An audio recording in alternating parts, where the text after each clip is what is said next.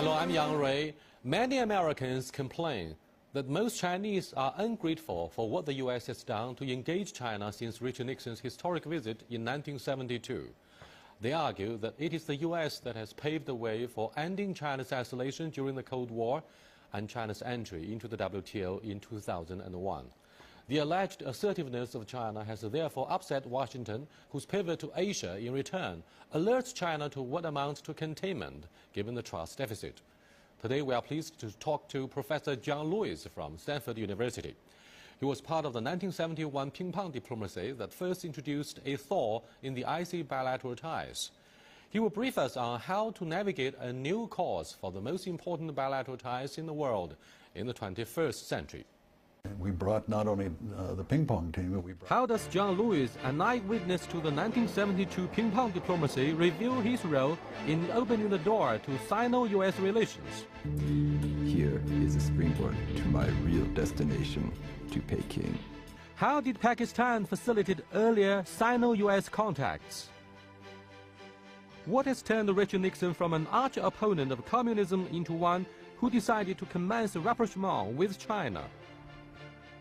Or make a G2 notion possible? Can we trust the U.S.? When someone says, I have sovereign rights, you can't compromise. Different way to think about it, a new context. Have a win-win strategy. And how can both sides navigate a new course for the most important bilateral ties in the 21st century? Welcome to Dialogue, sir. Thank you very much. It's great to be here. In April 1971, an American table tennis team made a historic visit to China, setting off a thaw in the icy U.S.-China relationship. That's a landmark event. And you were the eyewitness to this historic event. What could you tell us about the background against which this event took place? Well, it's interesting. When the American head of the American ping-pong delegation, his name was Steenhoven, when he went to China, he then realized he had to reciprocate. He had to have an invitation to the Chinese team.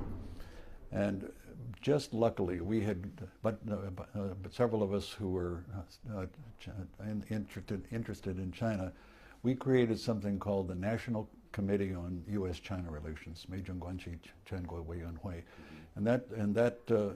that was available to Kissinger when he called up and said, "Help, help! We've got to have an invitation." So we invited the head of the Chinese team was Zhang Zedong, and when Zhang Zedong came, they climbed off the plane in San Francisco, and the first game was played at Stanford.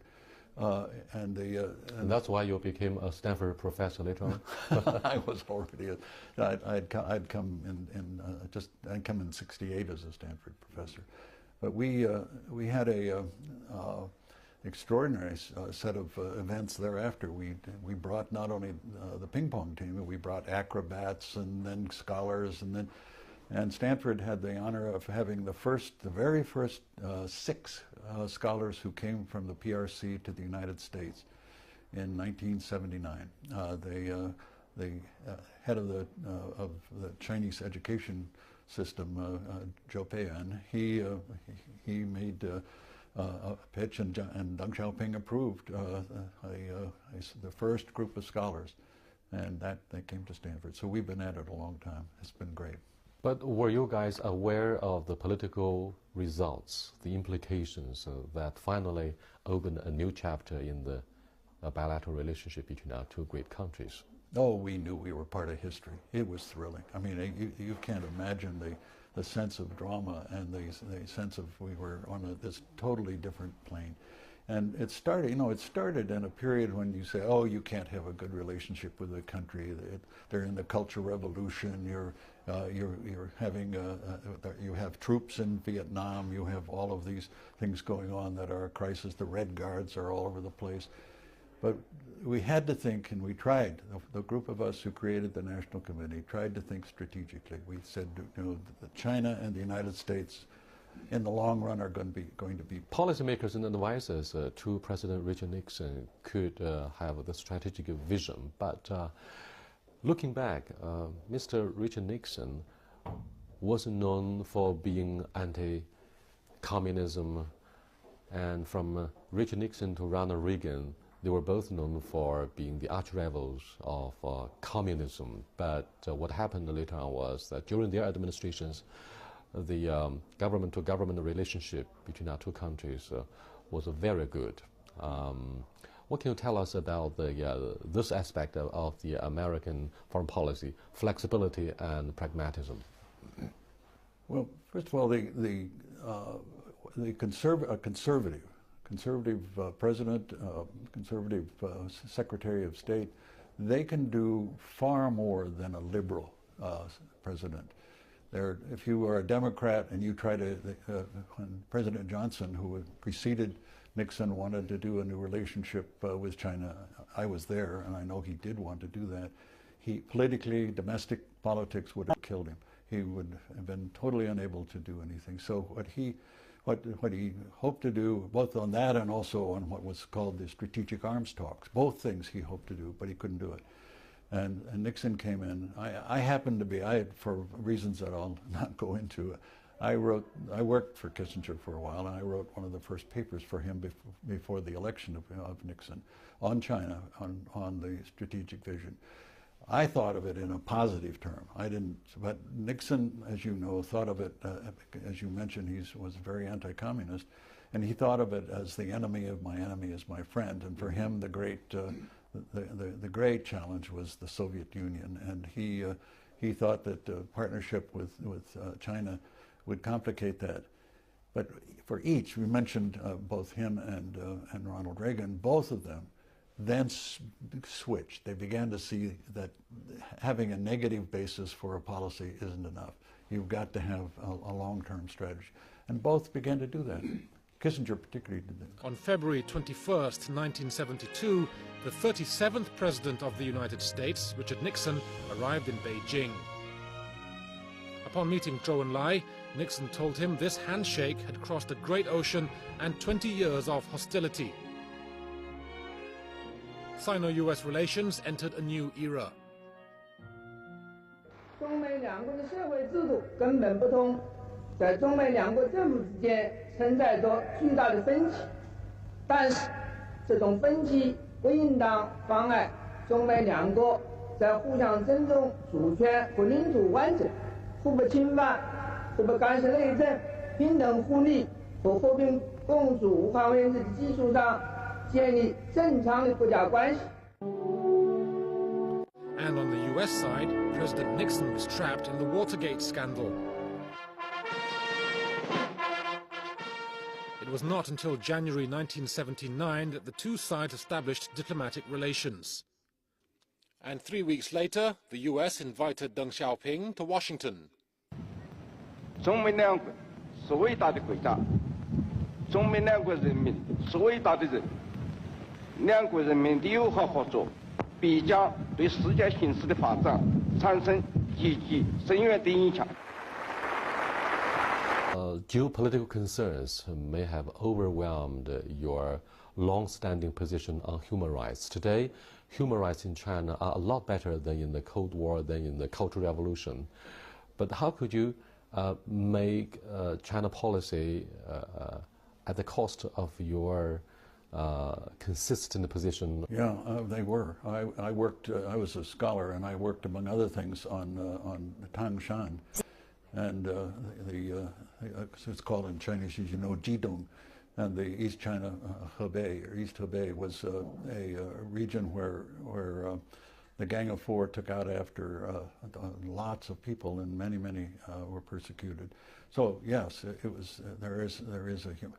But you can do. First of all, what you said is absolutely correct.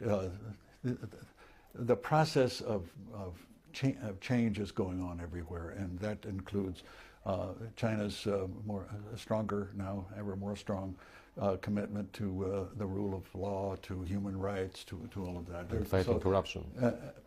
Yes, and so that is something that is well understood.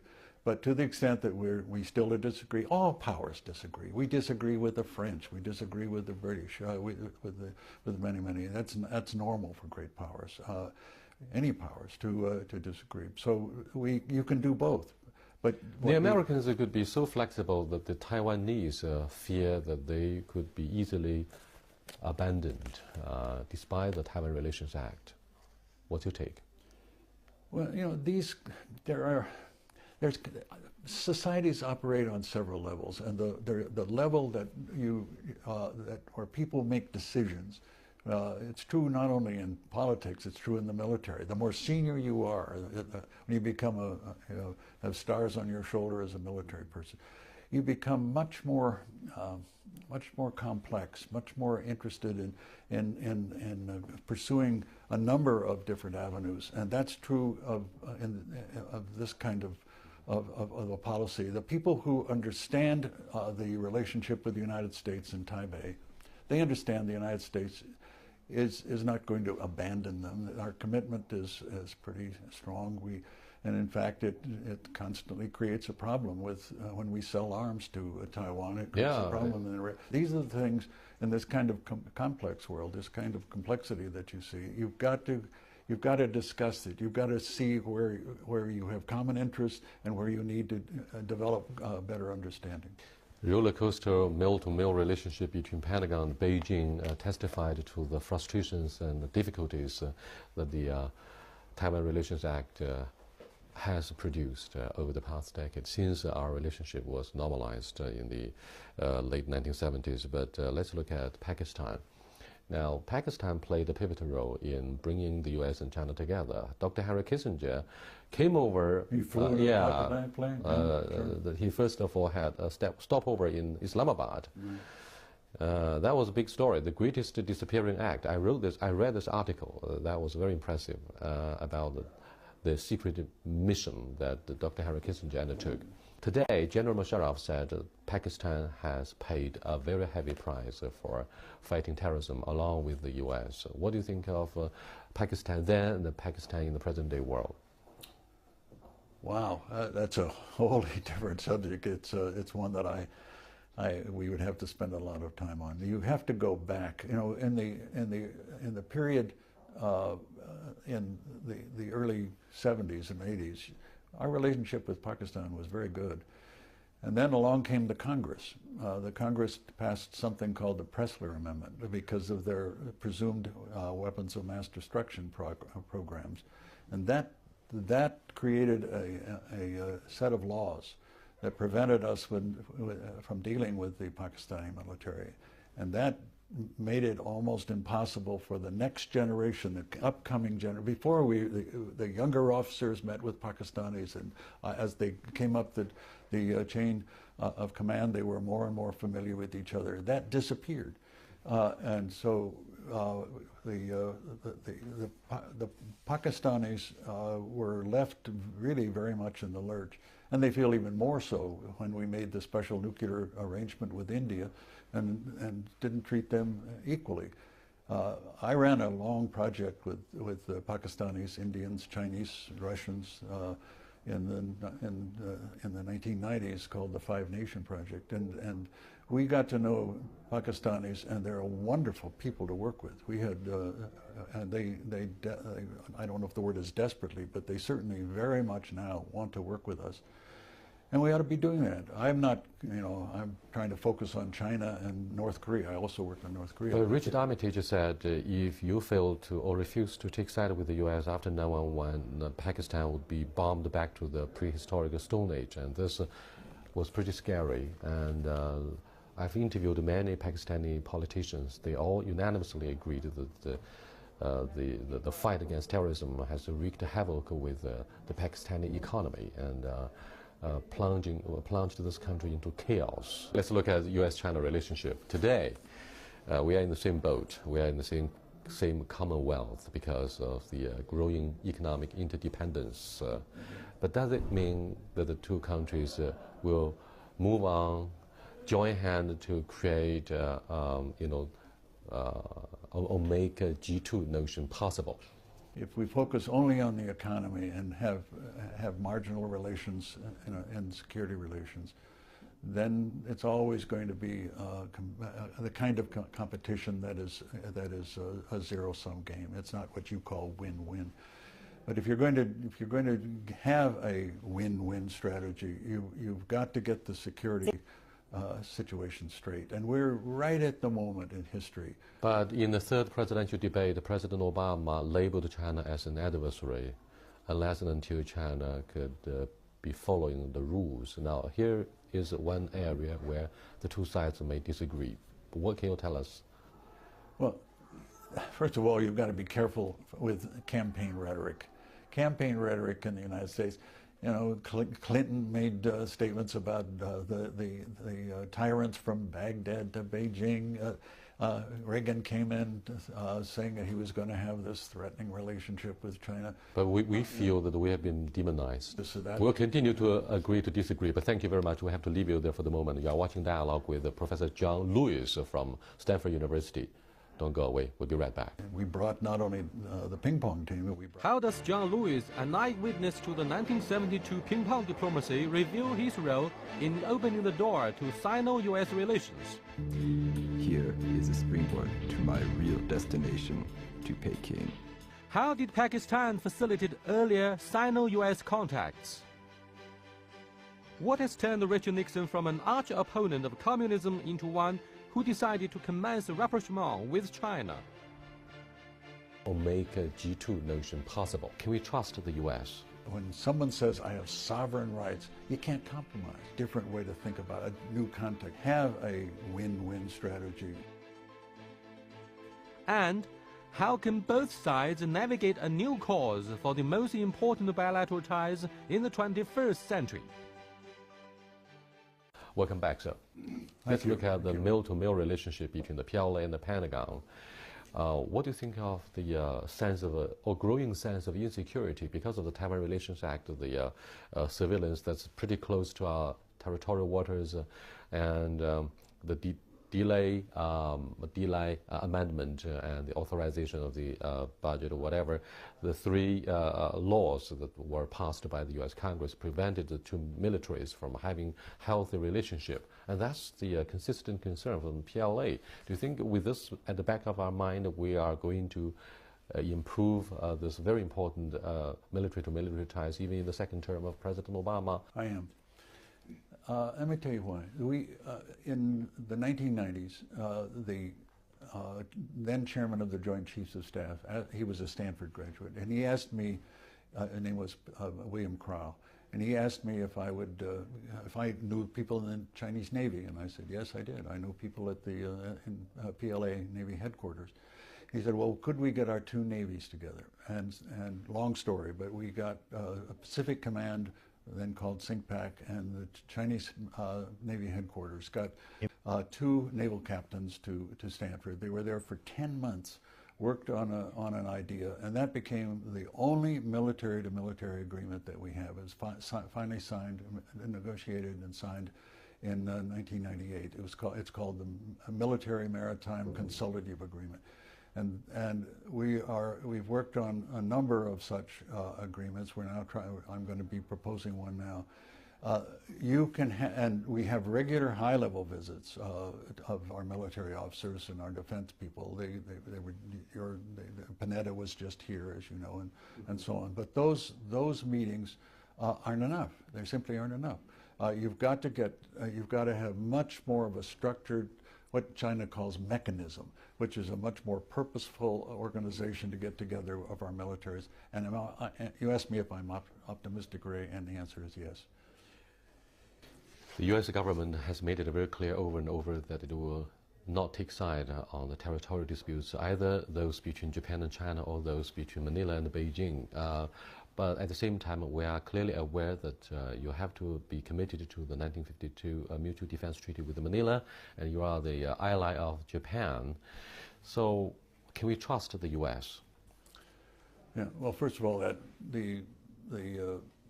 when the Filipino government shut down the bases in the Philippines, American bases at Subic and so on,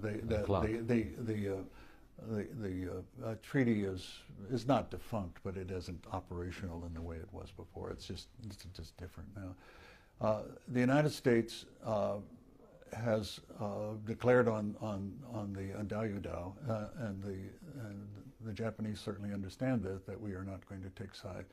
But in my view, that's not good enough. There are a whole series of these maritime issues. I work on the one on the what the Chinese call the Yellow Sea and the Koreans call the West Sea. We work on a plan. We've been working on it with your colleagues in the party for a long time now, and it's been moving forward. A four-nation project to try to deal with that one, and that one I know very well, and therefore I work with your military and navy on that. On what the Japanese call the Senkakus or Diaoyudao, those islands. I won't get into myself saying which was right or which was wrong, but you can't solve those kinds of issues. The problem was the old notion of sovereignty. When someone says, I have sovereign rights, you can't compromise. So you've got to figure out, it's like the Israelis and the Palestinians.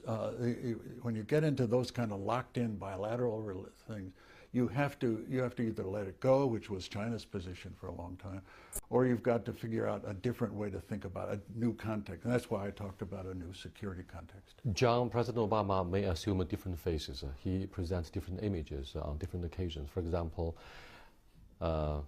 when he talked with the Russians in his reset relationship, he talked about a world without nuclear weapons. When he talked about the trade imbalance, he labeled China as an adversary. He's a little bit idealistic when he talks about a nuclear-free world, but let's look at the real nuclear threats. China has a very small nuclear arsenal compared with the huge piles of nuclear warheads from either Russia or the United States of America. What do you think of the current talks between the two militaries on the threats of nuclear weapons and the efforts that you expect China to make in preventing proliferation of weapons of mass destruction? Good question. Well, again, that's something we're working on right now. I've just published in China, in Chinese, with the encouragement from the Chinese military, an article on the making of China's war plan. And I did this in part. First, as I say, they encouraged me to do that. Two of us wrote it, actually, a colleague of mine at Stanford and I wrote this article. And what this did was to end the notion that China is not transparent. It's all a big mystery. What's your modernization program? It's not a mystery. There are secrets. Of course, there are secrets. And there are so many surveillance satellites above, and they can look at everything exactly. Clearly. So the question is, China has a very different strategy than the West does. We don't have time to go into it, but China's strategy is it's called sasojian, making a thrust with a mace as a kind of a three kingdoms notion that's now used by the Chinese military to say what we go after is it's Mao's principle. You go after you try to create and go after an enemy's vulnerabilities. So you don't need, when you're going after vulnerabilities, you don't need a huge amount of weapons. When you're going after the total force, as our strategy is, then you need a lot of weapons. And somehow we've got to reconcile these different notions, and that's why you need a real strategic dialogue now. China, or we're going to get something different. The Chinese say for example, if you deploy these ballistic missile defense, then we're going to have more nuclear weapons and nuclear missiles. So we need to have a dialogue to deal with this, and one of the reasons we wrote this paper is to try to do that. Thank you very much. Thank John, you, sir. Thank you. Thank you. Yeah.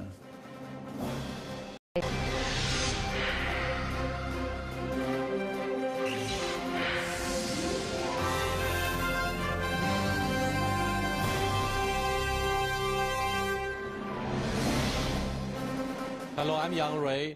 Many Americans complain that most Chinese are ungrateful for what the U.S. has done to engage China since Richard Nixon's historic visit in 1972. They argue that it is the U.S. that has paved the way for ending China's isolation during the Cold War and China's entry into the WTO in 2001.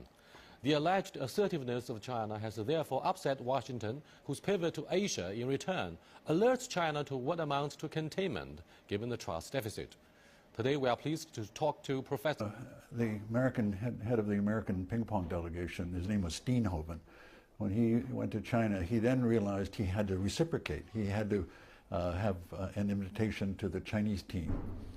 And just luckily, we had, but several of us who were interested in China, we created something called the National Committee on U.S.-China Relations, and that was available to Kissinger when he called up and said, "Help, help! We've got to have an invitation." So we invited the head of the Chinese team was Zhang Zedong, and when Zhang Zedong came, they climbed off the plane in San Francisco. John Lewis from Stanford University.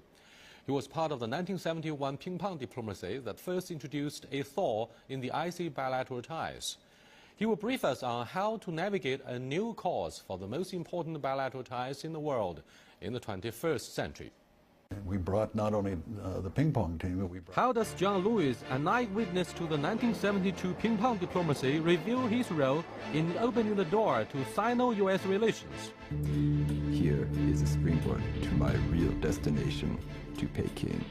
How did Pakistan facilitate earlier Sino-US contacts? What has turned Richard Nixon from an arch opponent of communism into one who decided to commence a rapprochement with China? Or make a G2 notion possible? Can we trust the U.S.? When someone says, "I have sovereign rights," you can't compromise. Different way to think about a new context. Have a win-win strategy. And how can both sides navigate a new course for the most important bilateral ties in the 21st century? Welcome to Dialogue, sir. Thank you very much. It's great to be here. In April 1971, an American table tennis team made a historic visit to China, setting off a thaw in the icy U.S.-China relationship. That's a landmark event. And you were the eyewitness to this historic event. What could you tell us about the background against which this event took place? Well, it's interesting. The first game was played at Stanford. And that's why you became a Stanford professor later on? I was already, I'd come in '68 as a Stanford professor. But we had a extraordinary set of events thereafter. We brought not only the ping pong team, but we brought acrobats and then scholars, and Stanford had the honor of having the very first 6 scholars who came from the PRC to the United States in 1979. The head of the Chinese education system, Zhou Peiyan, he made